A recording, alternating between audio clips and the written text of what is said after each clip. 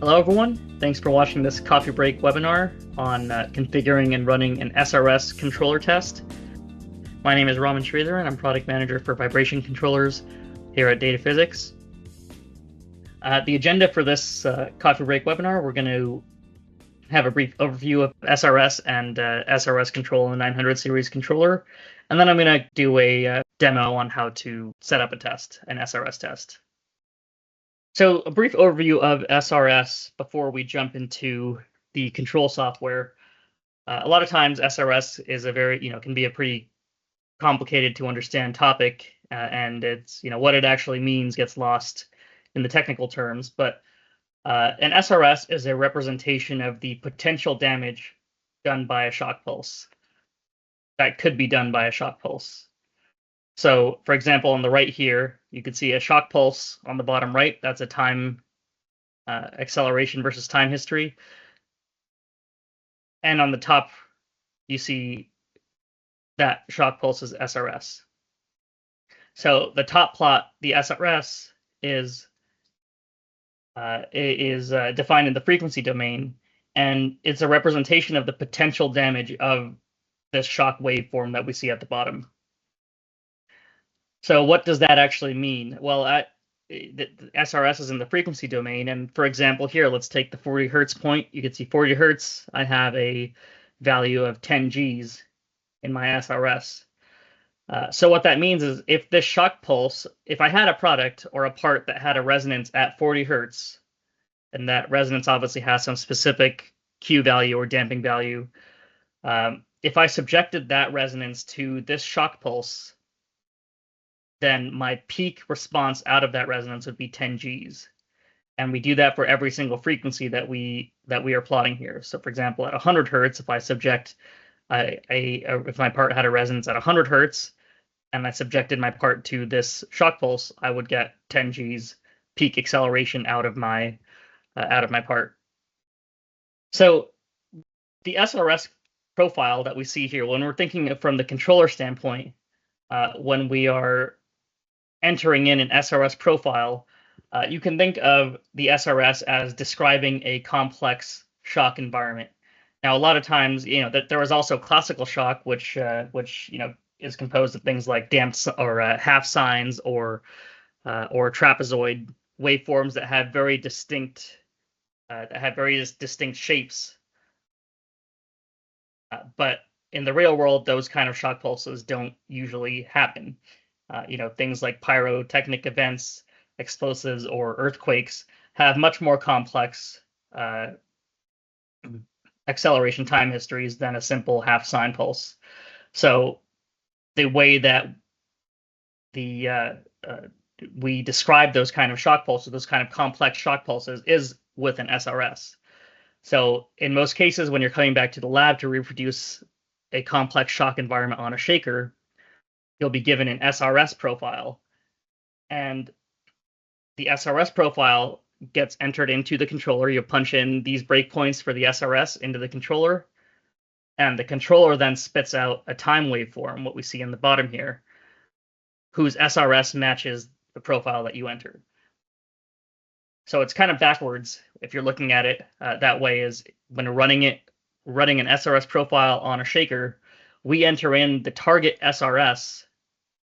That's these breakpoints in the top right plot, and the controller generates the SRS time history, or the time waveform that matches that SRS, or a time waveform that has that specific SRS. So how does the controller generate the time waveform from these set of SRS breakpoints? Well, typically the controller will have a series of damped sinusoids that it will adjust the amplitude and offsets for, and then it just sums all of those damped sines together. And typically what we'll do is we'll have a damped sine at every one damped sine at every octave. So if we're at 40 hertz, we'll have another one at 80 hertz, or if you're using, depending on your octave spacing, we'll have more or fewer damped sines. And the controller will go through, usually in some sort of iterative algorithm, and adjust the amplitude of each of the damped sines until the SRS of the amalgam of those damped sines matches the SRS, the target SRS profile that we entered. Now, in some rare cases, the table of damp signs is actually given to you as the profile, and you don't actually need to have the controller generate a time waveform. I'll talk about that a little bit today, how we do that in the software. But there are some test profiles that will give you a specific list of damp sinusoids to use as part of your SRS pulse. So the 900 series controller has the provisions to do that also as well. So I'm going to jump into the 900 series software now, and for this particular demonstration, I'm going to be running on this small desktop shaker connected to a small aluminum slip plate with ball bearings. I've got my control accelerometer, you can see there on the very left-hand side of the slip plate, attached to the side of the slip plate, and then I've got a beam on the slip plate with a triaxial accel on the end of the beam. So my control channel is going to be the accelerometer on the very left of the slip plate, and the triax accel on the beam mounted on the slip plate is going to just be a measurement response accelerometer. So without any further ado, let me jump into the 900 series software. And I'm going to go to New Test and Controller Shock Response Synthesis. Create Test. All right, so I'm going to gloss over the first two, or the first tab here, the test tab, which is just mostly test notation, your test name, test description, customer name, customer description. These are all useful metadata that's searchable in our test database after the fact, so I highly recommend you enter in something valuable to yourselves here. If you're interested in how all this metadata gets saved and how it's searchable, we have another coffee break webinar that goes into that in detail. But for now, I'm just going to enter SRS control demonstration. I will choose a customer, a test article. All right, and then the run notes here, I'm going to have it prompt me what axis I'm running. Let's say who's the operator. So run notes are something it'll prompt every single time I run the test. Again, just metadata that gets saved with the test. Just good practice to continue to do that, to archive that data along with your test. My input channels here. Now I could go through and set up the channel grid. We do have other coffee break webinars that cover that. In this case, I actually have my channel set up configured in another test profile that I run. So I'm going to import it, and I'm going to say import from database. So it's going to look in my test database, and this classical shock demonstration profile is where I've defined my channels. So I double click and imports them. So I've got my control channel as my channel 1, and my triax accel XYZ. They're all ICP accels, 100 millivolts per G. Down here in the bottom, my shaker, I'm using the GWV4 with a PA30 amp, and I've got about 1 pound of mass on the shaker table. All right, now going into into the SRS setup. So the SRS breakpoint profile is what you enter here in the reference tab of the setup.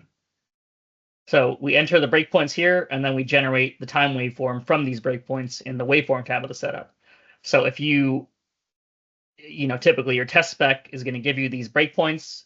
You enter each breakpoint in as a frequency and G level at that frequency. Now I'm going to go ahead and scale this profile down to run on my small 4-pound shaker. I will just scale everything down. So here I've got my SRS breakpoints I'm going to run on my to synthesize my SRS waveform. But typically, again, you get these numbers from your profile. This is the target SRS you're trying to run. Okay, now here on the right side, oftentimes your test spec will give you the parameters used to calculate the SRS, and these are very important because if you change your SRS parameters, you can end up with wildly different results. For example, I mentioned in the PowerPoint that my SRS response at any frequency is the peak response of a resonance at that frequency. Well, the resonance is described not only by frequency, but by a damping value, and you enter that damping value for your resonances here. And if your a nominal value is typically 5%, but some specs will use 8%, some specs will use 10%. But if you just change this without knowing what it's doing, you're going to end up running a wildly different test than you otherwise would, because this actually changes the way the SRS is calculated. If you're looking at the potential damage from a lightly damped resonance versus a heavily damped resonance, you're obviously going to get a very different number. And that's what this, effectively, that's what changing your damping value here will do. The other parameters here, the octave spacing, this is when we're calculating the SRS, we typically do it with either a 1/3 or 1/6 octave spacing between adjacent points. So I'll just leave this at 1/6 octave. And then the reference frequency for your nth octave spacing, we'll just leave it at 40 hertz here. But if you want to have an octave band at 100 hertz or 100 and 200 hertz or whatever center frequency you want to define your octave spacing based on, you can enter the reference frequency here. And then the SRS type, maxi-max is the most commonly used as the SRS reference type. Typically, so again, going back to the definition of an SRS, it's the peak response of a resonance at with a specific damping value centered at each frequency on your plot. So maxi-max is going to be just what I just said, the peak value of either positive or negative peak value, peak G level of a response, and the composite primary or residual will take some other metric from your resonance's response to plot as the SRS. Typically, max is what we look at when we're doing SRS for the purposes of vibration control. Okay, I'm going to jump into the waveform tab here. Now, you can see I've got my SRS profile in the top and my waveform down in the bottom, which is blank here because I haven't generated it yet. So I'm going to go through some of the waveform parameters here before I actually start looking at the waveform. So the waveform duration is set here. So this is the full length and time of the waveform. So 320 milliseconds is what I have configured right here. And then the synthesize checkbox. Oftentimes, most of the time, the SRS profile you get is a breakpoints, and you have to synthesize the waveform, as we're going to do right now. If you happen to be given the list of damp signs, so you're given this table here on the right, the list of frequencies and delays and amplitudes, then you can uncheck the synthesize box, and the software will let you just enter in those damp signs manually, or you can copy paste them in, which we'll talk about in a second. All right, the high pass filter, I'll come back to that in a little bit. Now the synthesis parameters for if I'm synthesizing my waveform, I'm going to uncheck the initialize box, and that's going to assign a random number to the initialize button. And let me hit initialize. So the initialize gets set to a random number, and that just determines the initial value of my delays. So the idea is we want to have some randomness in the generation of the SRS profile. So if I hit initialize a bunch of different times, you can see I get different delays each time. So I could run, 10 different, I could generate 10 different time domain pulses that conform to the same SRS, and all of them will be completely different from each other. And that's kind of the idea, is the SRS, when you define the SRS in the frequency domain, you're not defining a specific time waveform, you're defining a damage potential. And there are many pulses that could have that same damage potential. All right, so after initializing, you can see the SRS of this target pulse drawn in blue here is way off of the reference. So we end up iterating that pulse. So when I hit iterate here, it's going to iterate until the error between the blue line and the target green line is 0%. So basically, it's going to iterate indefinitely or until it hits the max number of iterations of 16. So if I say, iterate until you hit excuse me, until you hit a 3% error or 5% error, or 16 iterations, and hit iterate, you can see it'll do that rather quickly. It went through 2 iterations and was able to hit 5% error. So I've got a good, now you can see the amplitudes in my list of damp signs have been adjusted, and my SRS is hitting the target pretty closely. Now, one of the other 2 checkboxes here, the full envelope, there are certain test specs that will say you need to have every single point in your SRS lie above the reference. So you have to make sure that your target SRS lies fully above the reference profile that you're given. So for example, I could enter 1 dB. This full envelope is in dB, so I could enter, let's say 1.5 dB as my full envelope and do a new initialize iterate.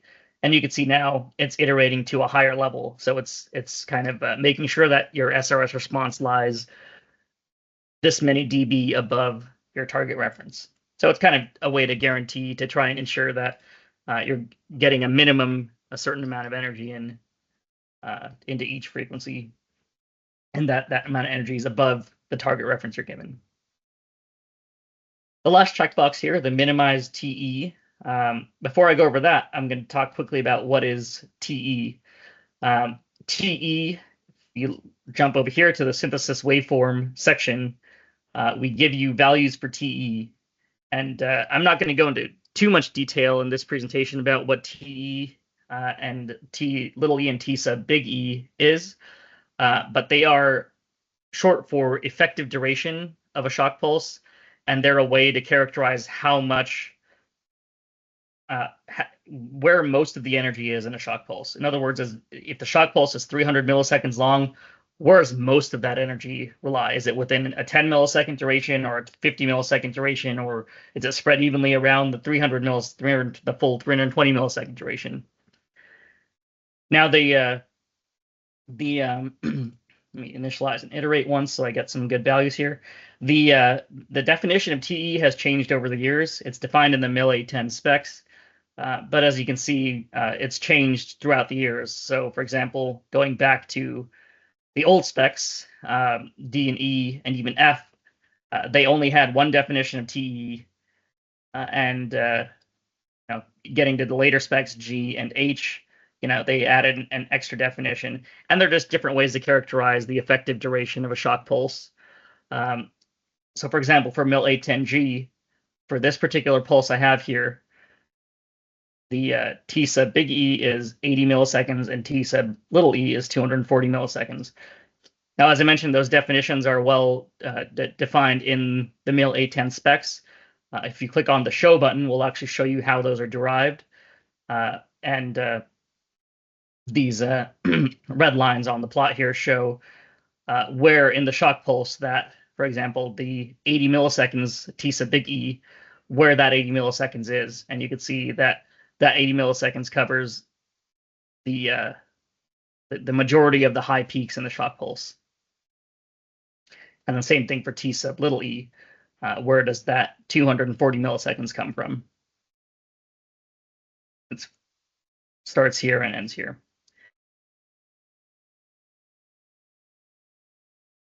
So a lot of times test specs will give you some sort of definition for T sub, for TE, either T sub big E or T sub little e. But this, coming back to this minimize TE button, if I leave it unchecked, you can see now that the controller is letting the energy for the shock pulse go all the way from the beginning to the very end of the shock pulse. So my TEs are much bigger than when I actually click the minimize T sub E button, and now my TEs are actually much smaller. Now, a lot of times you'll be given a specific TE that you need to hit. The easiest way in the 900 controller to hit a lower T sub E is just to shorten your shock pulse. So for example, if I just set this from 320 milliseconds to a 120 millisecond pulse, you can see my T sub E's dropped from over 100 milliseconds to now 40 milliseconds. So the T sub E's do scale with the duration of the shock pulse. So that's the best way to get a shorter T sub E. You're still getting the same SRS out of the pulse.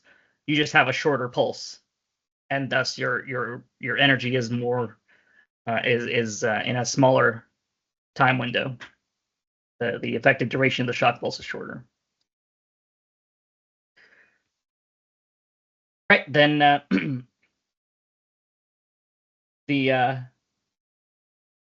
typically in an SRS test, we use tolerances in the SRS domain. So you can see that the red tolerance lines on the top SRS plot that was defined in the reference section here, the alarm and abort,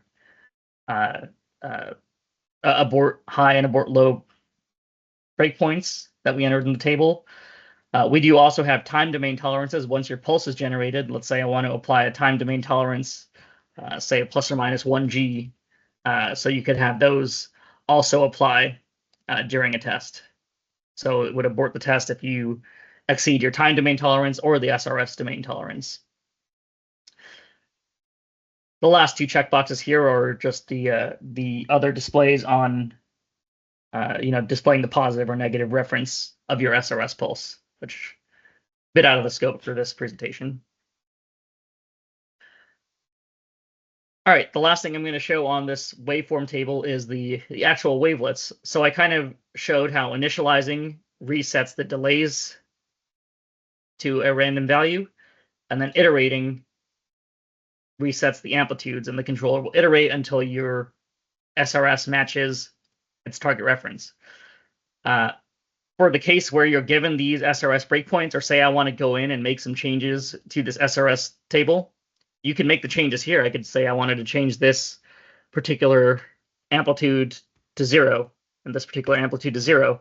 I can make those changes and hit apply, and you'll see the changes reflected in the SRS. Now, oftentimes, you want to take these into Excel and make manipulations in Excel and copy and paste them to and from Excel. So you can right-click on the column headers and say copy to clipboard, and I can open up Excel and just hit a paste, and now it's going to paste these values. I can make any changes I want to here in Excel, and then I can copy all of these values back from Excel and say paste from clipboard, and it'll paste them back in.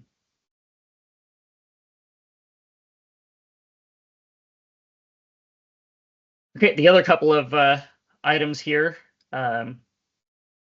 are the last item I'll go over here is the waveform type. We have damped sines, which is like a traditional damped sine, which is lightly damped, which is just a pure damped sine, or damped sine ZERD, which is a zero compensated damped sine. And that means that the amplitude, the velocity and displacement of your damped sine is going to end up at 0 at the end of your pulse for each damped sine. All right, so that's everything in the waveform tab I wanted to go over. There's quite a lot to this waveform tab. As you can see, I spent quite a bit of time here and didn't quite hit everything. But there's a lot to SRS testing. There's a lot of parameters that you can manipulate and change. So I'm going to jump into the control parameters tab. This is similar to classical shock control from here on out. We have an autofill from reference checkbox, which will automatically choose the bandwidth and block size based on your test settings. If you want to manually choose these, you can uncheck it. Your correction, your sensitivity between 0 and 1, the amount of correction from one pulse to the next. The control strategy, either frequency time or frequency plus time. I recommend using frequency, which will use our typical frequency response function correction. If you use time domain correction, or I would recommend only using time domain correction if you've got either noise or rattling on your test structure and you don't want that noise to affect the control updating. Pretest, these pretest settings, we have another coffee break webinar that goes into detail about them, so I'd recommend you watch that if you aren't familiar with with pretest settings. The signals tab, I'm going to gloss over this tab, but if you do want, this shows you all the signals you can view during a test, and if you do want to export data at the end of the test, you can set that up here too. And then my test schedule. So this is just like a typical classical shock pulse. We usually ramp up from a lower level, starting at -9 and working our way up to 0 dB. Now I'm actually going to add in an extra stage here at -12, just to have a really low level ramp up stage. And at each of these stages, the control correction improves. So that's the idea behind having lower level stages.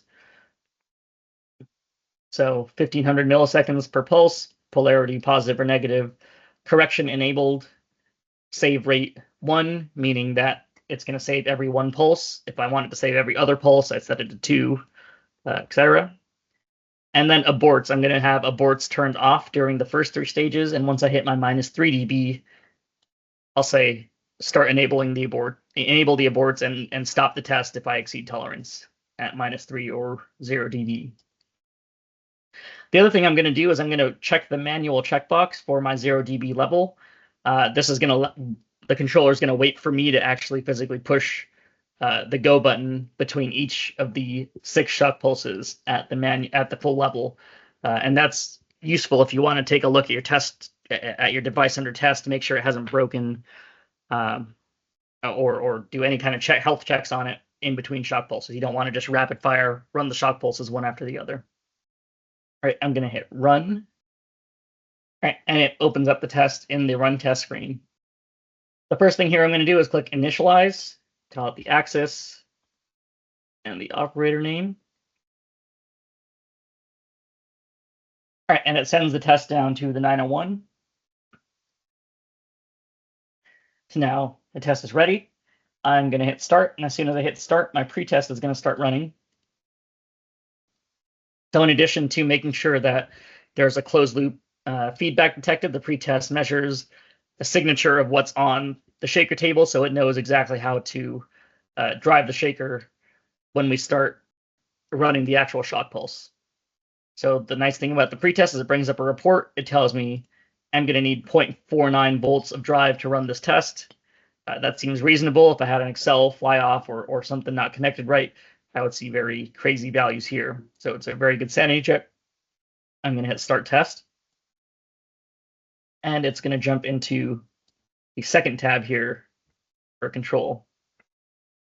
All right, so it's running through my shock pulses here. You can see in the status panel, we are at -6 dB, and it's running them one after the other, -3 dB. All right, and we're ready to hit the full dB. It finished the pulses at -3 dB, and we're ready to go to 0 dB. And so the controller's waiting for me to hit go. So I hit go. Now we've done our first pulse at full level. I can go look at my part, make sure nothing's broken, come back, hit go, and let it finish the test.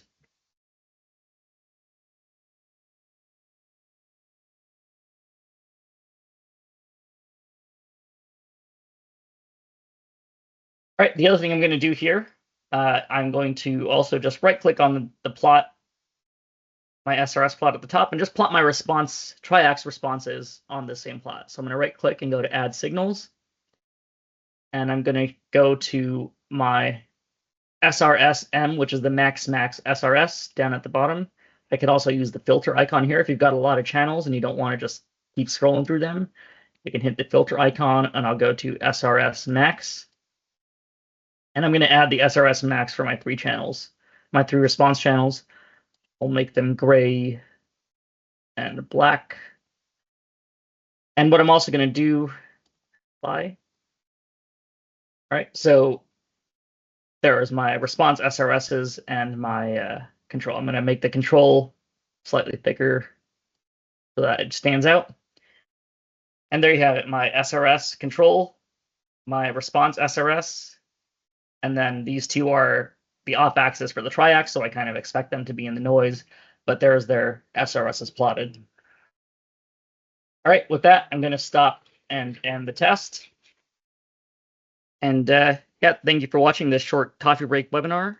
For more useful tutorials on how to get the most from your 900 series controllers and analyzers, please visit our YouTube channel where we post these and longer form tutorials and videos. And you can find a lot more information on our products at dataphysics.com.